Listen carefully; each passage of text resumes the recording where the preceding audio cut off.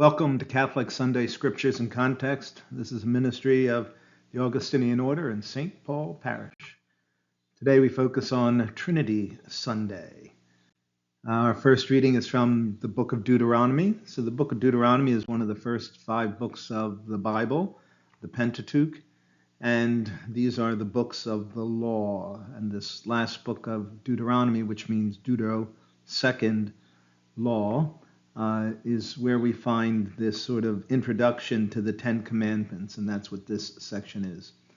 And Moses tells the people, the author puts these words in Moses' mouth, that the people should keep the law to ensure God's favor, but also to express their gratitude for the way he saved them and rescued them and took them out of slavery. So Moses asked the people to compare Yahweh to the gods of other nations. At the time, the Jewish people were what we would call henotheistic. They weren't monotheistic.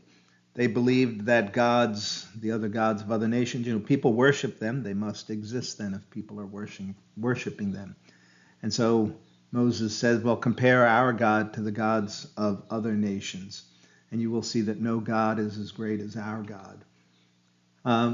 The Egyptians would not let the Jewish people go into the desert to worship because the god of Egypt was Horus, the main god, and only Horus could be worshipped. And so here we're going to see this line in the reading where Yahweh who has no people, takes a people to himself.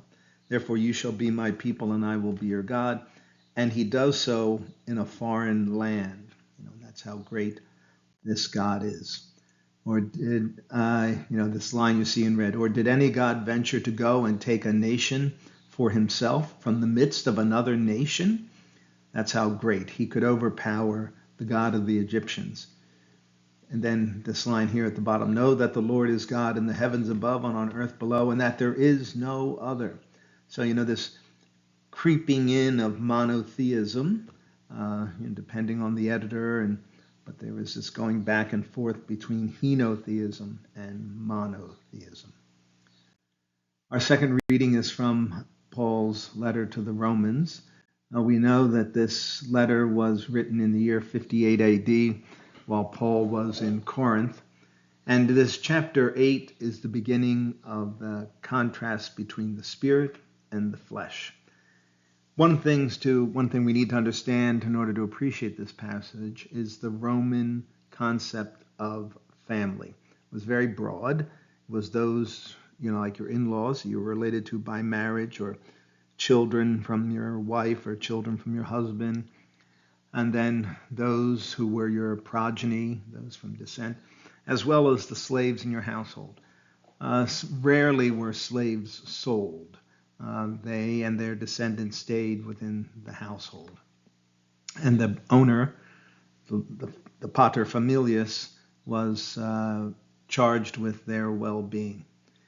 And notice that Paul uses an Aramaic word here, Abba. Everything else is Greek.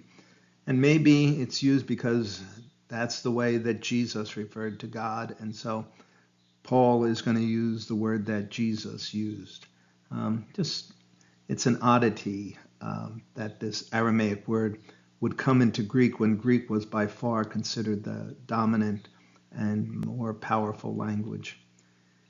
And the adopted children in a Roman family were not born with any right to inherit. They receive it only when it's conferred by the father, by the pater familias. And so that applies to us. We become children of adoption, and we must follow the example of the true heir, who is Christ, and that example is that you must suffer in order to be glorified with him. So, here, for you did not receive a spirit of slavery to fall back in fear, but you received the spirit of adoption. And that's why you can call out Abba, Father, because you are now children. So if children, then you are heirs and joint heirs with Christ, if only we suffer with him, so that we may be glorified with him. And lastly, our gospel comes from Matthew 28, known as the Great Commission. And this mandate is to the 11, versus John's gospel last week, which, it's to everyone who was gathered in the upper room, so the 11 plus the women that were there. And notice in this gospel that they use, you must baptize them in the name of Father, Son, and Holy Spirit. Some scholars don't want to call this a Trinitarian formula because the concept of Trinity has not been developed yet and won't be developed probably for a few more centuries, but it is certainly the way, and so Matthew's gospel is written around the year 80, that people were welcomed into the faith by being baptized in the name of Father, Son, and Holy Spirit. And then the interesting thing about this passage, in Matthew's gospel, most of the time it's, you must go and proclaim this gospel message to the chosen of Israel, to the people of Israel, to the people of the book. And now here at the end, the mandate is to go to all the nations, to proclaim to them, to teach to them the message of the gospel.